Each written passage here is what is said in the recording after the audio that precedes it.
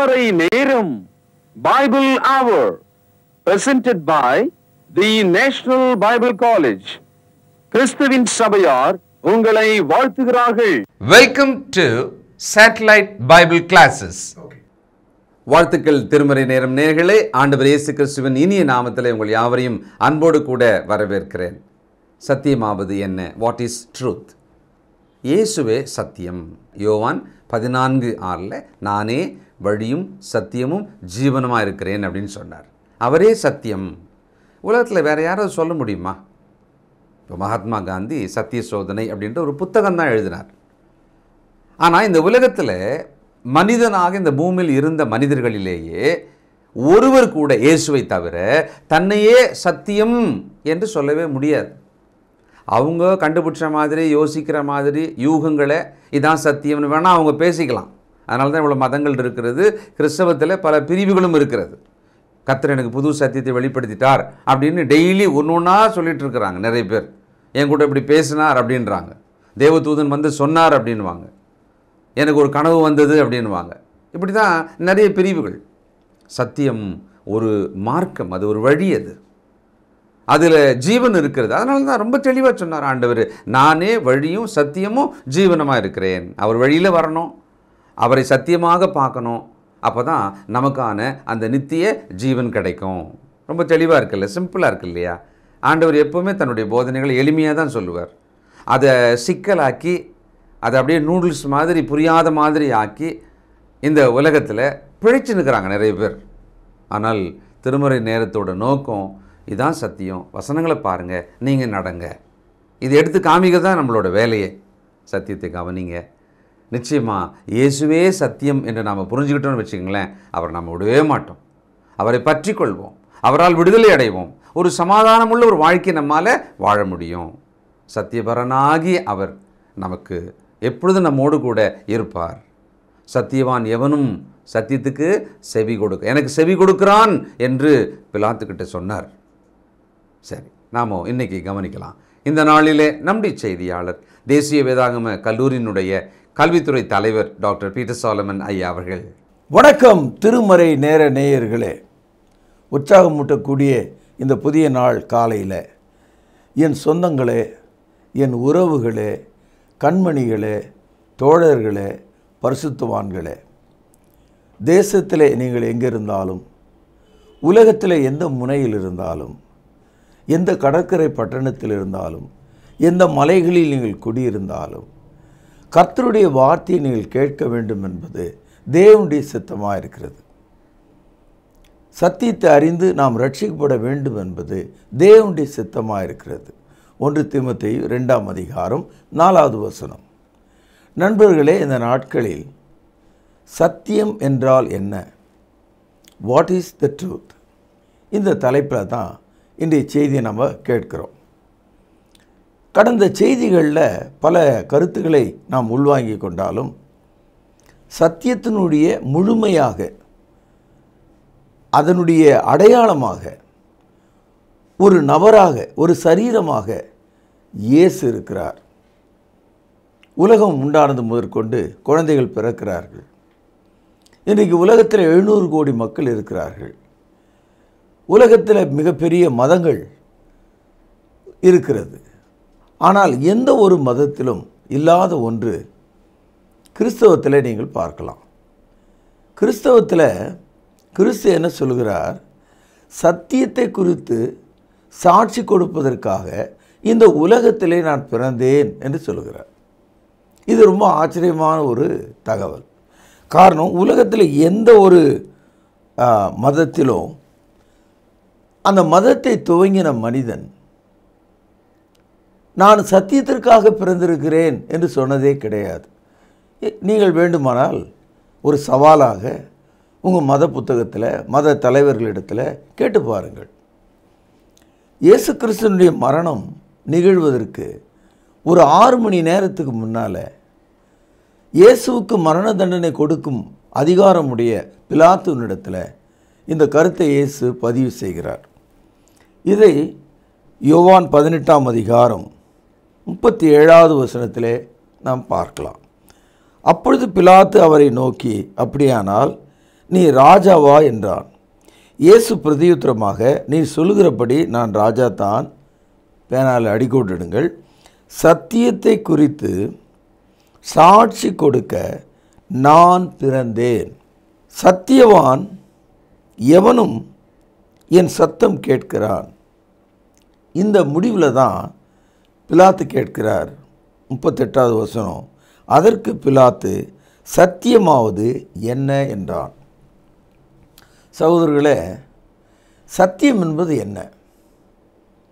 பிலாத்து போன்ற மாபெரும் தேசாதிபதிகள், ஆங்கிலத்தில் கவர்னர்ஸ், ஆயிரக்கணக்கான மக்களுக்கு நீதி நியாயங்களை, மரண தண்டனைகளை அவர்கள் நிறைவேற்றினவர்கள்.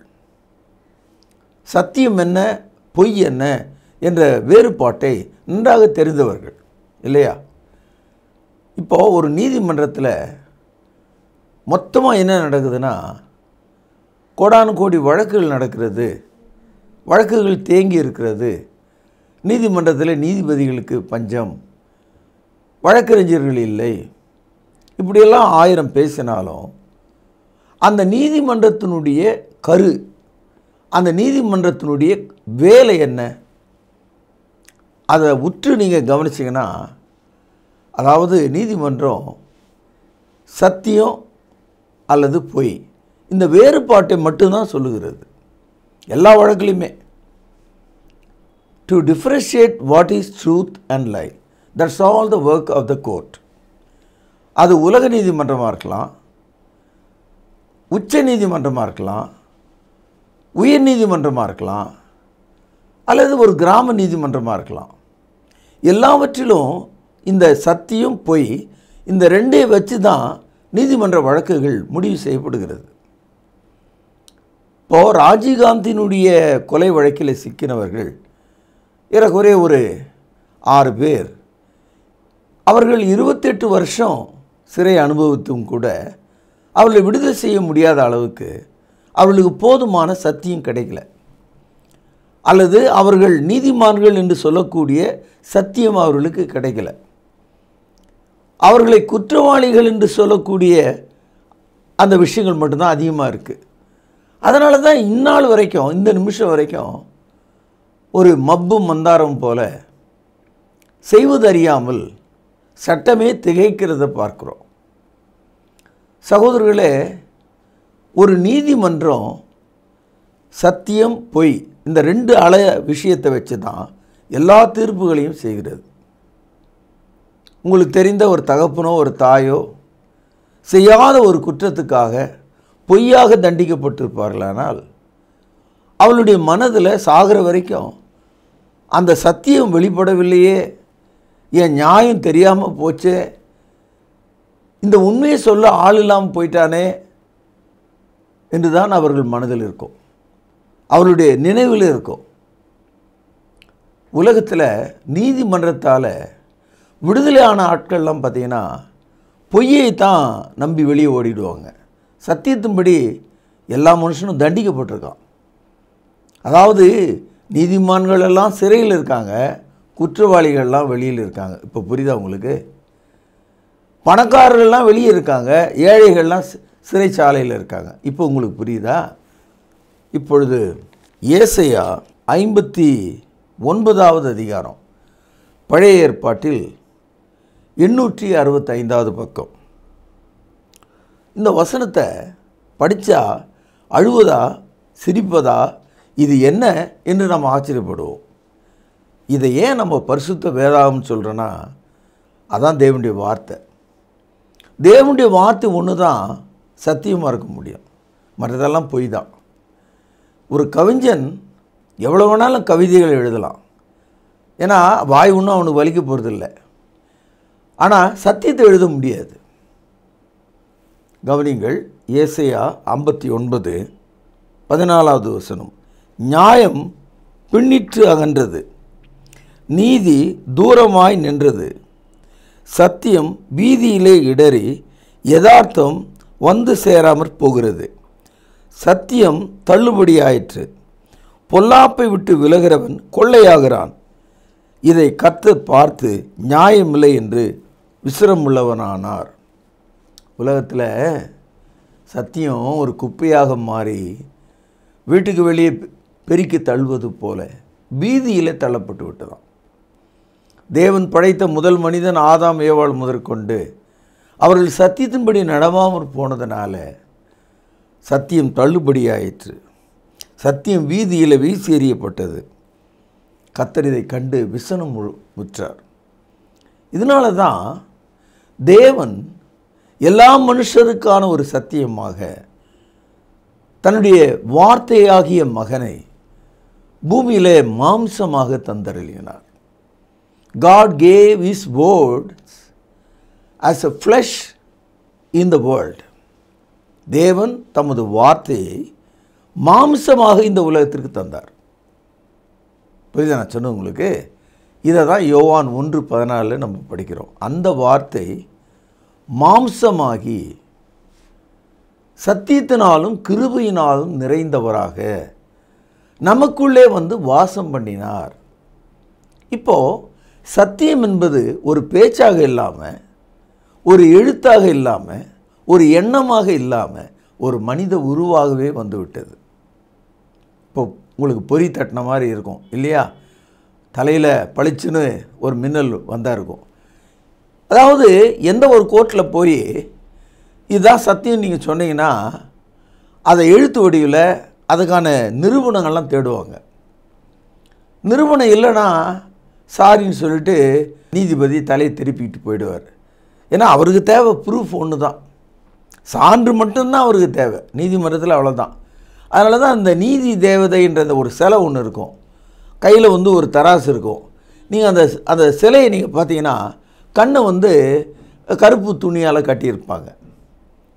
அதாவது கண்ணிலெல்லாம் நான் பார்க்க மாட்டேன், சான்று இருக்கா, எப்படி ஒரு குருடன் தடவி பார்த்துட்டு இது என்னன்னு சொல்கிறானோ அந்த மாதிரி தான் நீதிமன்றங்களில் சத்தியத்தை குறித்த அறிவு இருக்கிறத நம்ம பார்க்குறோம். இப்போது சத்தியம் தேவனுடைய மனிதனாக குமாரனாக இவ்வுலகத்துக்கு வந்து சேர்க்கிறார். இப்போது உலகத்தில் பிறந்த எந்த ஒரு மனிதனுக்கும் ரத்தம் அவன் உடம்புல ஓடுற மாதிரி இயேசுனுடைய உடல்லையும் ரத்தம் ஓடுனதுனால அந்த இரத்தத்தின் வழியாக இரத்த சொந்தத்தை உலகம் முழுவதுக்கும் அவர் ஏற்படுத்துகிறார். இன்றைக்கி உலகத்தில் எந்த ஒரு மனிதனுடைய இரத்தமும் இன்னொரு மனிதனுக்கு ஏற்றுக்கொள்ளும். நான் சொன்னது உங்களுக்கு விளைச்சிங்களா? அதனால தான் உலகம் முழுவதும் பிளட் பேங்க்குன்னு சொல்கிறான். அப்போது மனிதர்களுடைய இரத்தத்தை பூமியில் எங்கே வேணாலும் ஏற்றுக்கொள்ளலாம். அதனால தான் இயேசு மாம்சமும் இரத்தமுடைய சத்தியமாக இவ்வுலகத்திற்கு வந்தார். பாருங்கள், ஏசாயா 59வது அதிகாரம் 16வது வசனம். ஒருவரும் இல்லை என்று கண்டு விண்ணப்ப பண்ணுகிறவன் இல்லை என்று ஆச்சரியப்பட்டார். ஆதலால் கவனிங்கள், அவருடைய புயமே அவருக்கு இரட்சிப்பாகி அவருடைய நீதியே அவரை தாங்குகிறது. சத்தியமே பூமியில் இல்லைன்னும் போது கடவுள் என்ன செய்தாராம்? தம்மையே ஒரு சத்தியமாக வெளிப்படுத்தும்படி அவருடைய புயமே அவருடைய கரமே அவருக்கு உதவியாக இருக்கும்படி தமது சொந்த மகனை பூமிக்கு அனுப்பினாராம். பூமிக்கு வந்தவர் எப்படி இருக்கிறார் பாருங்கள், 17ஆம் வசனம். அவர் நீதியை மார்க்கவசமாக அணிந்து இரட்சிப்பு என்னும் சீராவை தமது சிரசிலே தரித்து நீதி சரிக்கட்டுதல் என்னும் வஸ்திரங்களை உடுப்பாக உடுத்து வைராக்கியத்தை சால்வையாக போற்றி கொண்டு. இயேசு இப்படி தான் வந்தார். ஆனால் வெளியே பார்த்தா நமக்கு தெரியல. மரியாளின் மடியிலே குழந்தையாக அவர் இருந்தபோது இவர் தானா உலகத்தை ரட்சிக்கப் போகிறவர் என்று மக்கள் நினைத்தாங்க. இவரா வந்து உலகத்தை ரட்சிக்கப் போகிறவர், இவரா சத்தியத்தின் காரணர் என்று நினைச்சாங்க. ஆம், தேவன் தமது சொந்த குமாரனை சத்தியமாக இவ்வுலகத்திற்கு அனுப்பினார். யோவான் எழுதிய சுவிசேஷம் 1ஆம் அதிகாரம் 29வது வசனம். மறுநாளிலே யோவான் இயேசுவை தன்னிடத்தில் வர கண்டு, கையில் ஒரு பேனா இருக்குமானால் அடிகோடிடுங்கள், இதோனா பாருங்கள், கவனியுங்கள், இதோ உலகத்தின் பாவத்தை சுமந்து தீர்க்கிற தேவ ஆட்டுக்குட்டி. இந்த வசனத்தை நம்ம சரியாக படிக்கணும், இலக்கணத்தின்படி படிக்கணும். ஆட்டுக்குட்டிகள் பன்மை, ஆட்டுக்குட்டி ஒருமை சிங்குலர். அடுத்தது, உலகத்தில் ஆட்டுக்குட்டி கோடானு கோடி இருக்கும். எந்த ஒரு ஆட்டுக்குட்டியும் தேவ ஆட்டுக்குட்டி நம்ம சொல்கிறது இல்லை. எல்லா ஆட்டுக்குட்டிக்கும் 4 கால் இருக்கும். இயேசு மனிதனாக வந்தனால அவர் 2 கால் தானே. அப்படியே யோவான் இயேசுவை பார்த்து உலகத்தின் பாவத்தை சுமந்து தீர்க்கிற தேவ ஆட்டுக்குட்டின்னு சொன்னார். இப்போ உங்களுக்கு புரிஞ்சிருக்கும், மனித உருவிலே வந்த தேவனுடைய குமாரன் உலகத்தினுடைய பாவங்களை சுமந்து போகிற தேவ ஆட்டுக்குட்டியாக இருக்கிறார். ஏனென்றால் சத்தியம் தள்ளுபடியாயிற்று, சத்தியம் வீதியில் எரியப்பட்டு விட்டது, சத்தியத்தின்படி நடக்கிற மக்கள் இல்லை, அதை தேடுகிறவனும் இல்லை, எல்லாரும் பாவம் செய்து விட்டார்கள், எல்லாரும் ஏகமாய் கெட்டு போனார்கள், ஒருவனும் நீதிமான் இல்லை. ரோமர் 3:10 எல்லாரும் பாவம் செய்து தேவ மகிமையிலிருந்து விழுந்து விட்டார்கள். ரோமர் 3:23 ஆகவே எல்லார் மேலும் மரணம் வந்தது. ரோமர் 5:12 பாவத்தினுடைய சம்பளம் மரணம், நம்முடைய கர்த்தராகிய இயேசு கிறிஸ்துவினுடைய கிருபை வரமோ நித்திய ஜீவன். ரோமர் 6:23 தேவன் தமது குமாரனை சத்தியமாக நம்மை விடுதலை செய்யும்படியாக, அடிமைப்பட்ட நம்மை விடுதலை செய்யும்படியாக அனுப்பினார். சகோதரர்களே, புத்த மதம் ஏன் தோன்றியது? சமண மதம் ஏன் தோன்றியது? வைணவம் ஏன் தோன்றியது? சீக்கியம் ஏன் தோன்றியது? இஸ்லாம் ஏன் தோன்றியது? ஜூடாயிசம் ஏன் தோன்றியது? உலகத்தில் எல்லா மதங்களுக்கும் ஒரு காரணம் இருக்கணும் இல்லையா? ஆனால் இயேசு கிறிஸ்து ஏன் தோன்றினார்? கிறிஸ்தவம் ஏன் தோன்றியது? எல்லா மனுஷரும் பாவம் மரணத்தின் கீழே, பொய்யின் கீழே விழுந்திருக்கிறார்கள். அவர்களை மீட்கும் சத்தியமாக இயேசு இந்த உலகத்திற்கு வந்தார். சகோதரர்களே, இயேசு கிறிஸ்து இந்த சத்தியத்தை மடியிலே மறைத்து கட்டி கொண்டு வராமல் தெளிவாக நான் உங்களை விடுதலையாக்கும் சத்தியம் என்று பல முறை அவருடைய வாழ்க்கையில் சொன்னார். அது ரொம்ப ஆச்சரியமான விஷயம். சில மதத்தில் அந்த மத தலைவர் தோன்றி இறந்து மறந்து போன பிறகு அவருடைய சிஷ்ய கோடிகள் அவருக்கு காது மூக்கெல்லாம் வச்சு ஏதாவது ஒரு கதை சொல்லி விட்டுருவோம். நான் சொல்கிறத தவறாக எடுத்துக்காதீங்க. இப்போ இந்த சீரடி சாய்பாபாவை பற்றி அவருடைய வாழ்க்கை காலத்தில் நடந்ததை விட கூடுதலாக 1000 புனைவுகள், கதைகள் அவர் மேலே சொல்லப்பட்டிருக்கு. இன்றைய தேதியில் வெறும் பானையை கை உள்ள விட்டு இப்படி பண்ணார்னா சாப்பாடு வந்துட்டுது, அரிசி போட்டார்னா கீழே நெருப்பு இல்லாமல் சாப்பாடு கொதிச்சுது, இந்த மாதிரிலாம் நிறைய சொல்லுவாங்க. இதெல்லாம் அவர் காலத்தில் ரெக்கார்ட் ஆகலை, அவருக்கு பிறகு இப்பொழுது அது சொல்லப்படுகிறது. ஆனால் இயேசு கிறிஸ்து வாழ்ந்த காலத்தில் இந்த மாதிரி ஒரு பானை கதையெல்லாம் அவர் சொல்லாமல் உன்னை விடுவிக்கும் சத்தியம் என்று அவர் சொல்லுகிறார். கவனிச்சிங்களா? உங்களுக்கு கொஞ்சம் இந்த நேரத்தில் ஒரு கவனம் ஏற்படணும். பாருங்கள், யோவான் 14:6 இயேசு ஒரு தெளிவான கருத்தை சொல்லுகிறார். 6 பக்கம் 149 புதிய ஏற்பாடு. அதற்கு இயேசு, கவனிங்கள் என்ன சொல்கிறாரு, கவனிங்க. அதாவது அவர் சொல்கிறதுல ஏதாவது குறை இருக்குதான்னு கூட கவனிங்க. பாதி சொல்லி பாதி முழுங்கிட்டாரான்றதையும் கவனிங்க. சில ஆளுங்க கையை தூக்கி காட்டுவான், அடுத்த கையை காட்டவே மாட்டான். அந்த மாதிரிலாம் மதத்தில் இருக்குது. ஆனால் இயேசு என்ன சொல்கிறார் பாருங்கள், தெளிவாக சொல்கிறாரு. நான் முதலாவது அவர் அங்கே வைக்கிறார், தன்னை வைக்கிறார் முன்னால். பொது ஒரு பஜனை பாட்டு மாதிரி, ஒரு கீர்த்தனை பாட்டு மாதிரி, ஒரு கவிஞரின் பாடலை போல காணாத உலகத்தை பற்றி உற்சாகமான ஒரு கவிதையை, ஒரு கருத்தை இயேசுநாதர் சொல்லலை.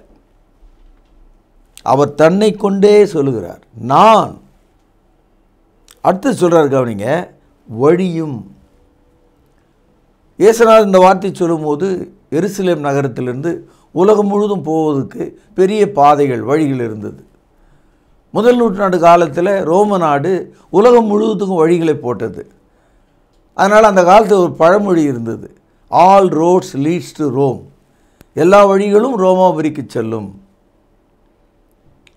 சீனக்காரர்கள் ஒரு பழமொழி வச்சுருக்காங்க, சில்க் ரூட்.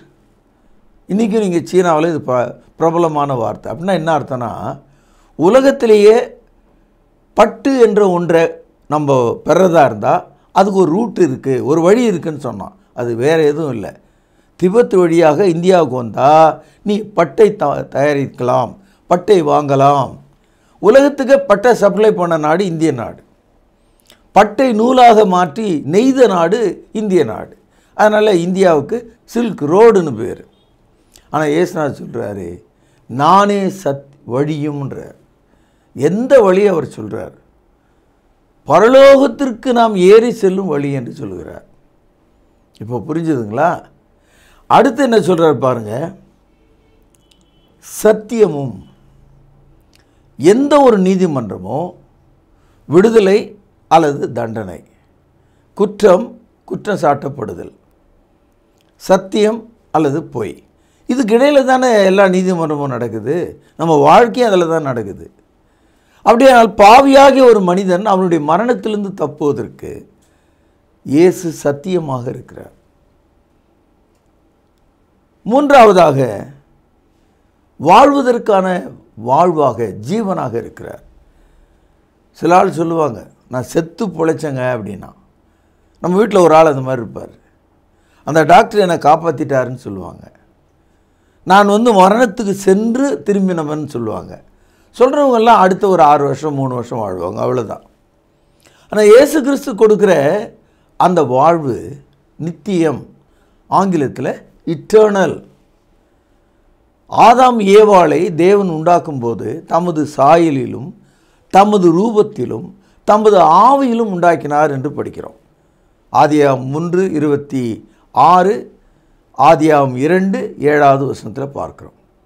அப்படியானால் மனிதன் எப்போதும் வாழ வேண்டும் என்ற உள்நோக்கில் தான் உண்டாக்கப்பட்டிருக்கிறான்.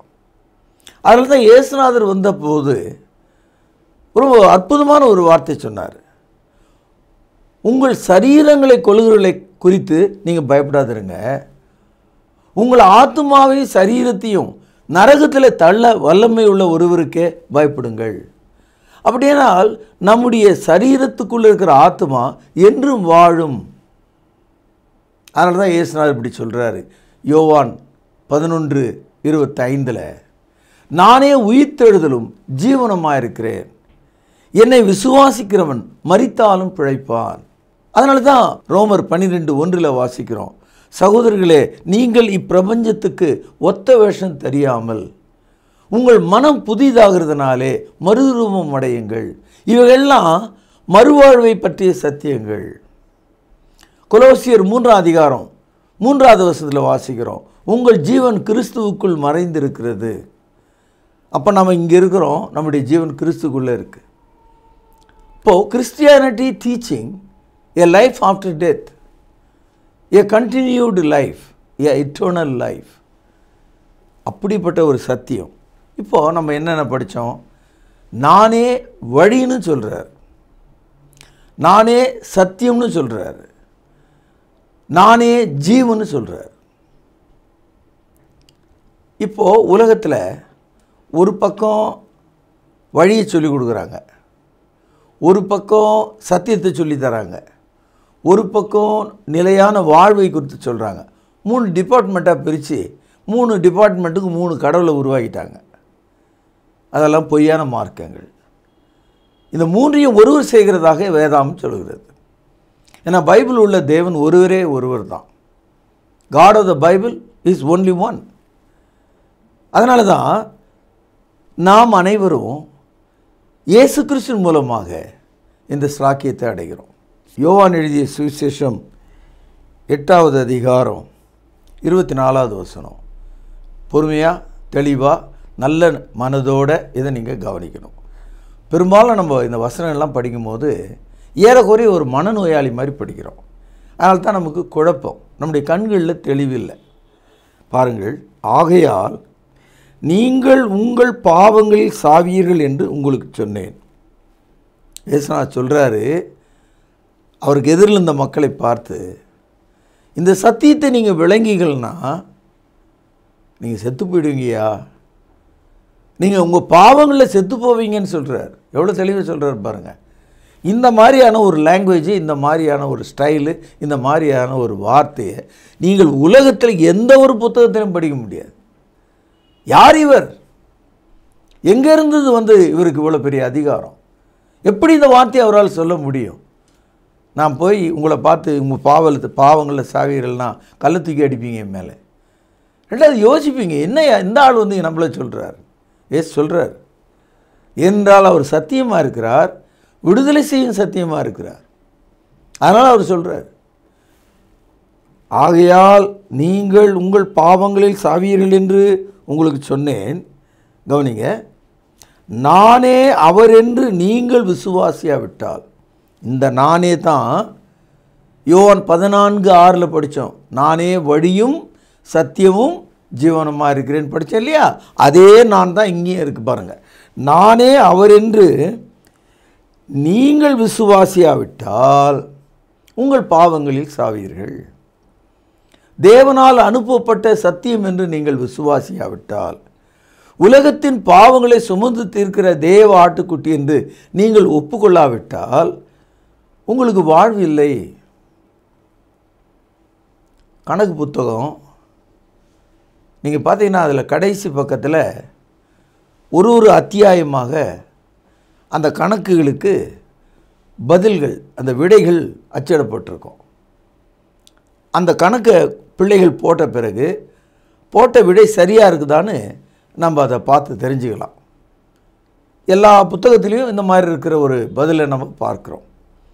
அது மாதிரி இயேசுநாதர் என்ன சொல்கிறாரு, நான் யாருன்றது உங்களுக்கு தெரியும், என்னை நீங்கள் விசுவாசித்தா உங்களுக்கு நித்திய ஜீவன் உண்டுன்றதும் தெரியும், ஆகவே இப்பொழுது உங்களுக்கு சத்தியம் தெரியும்.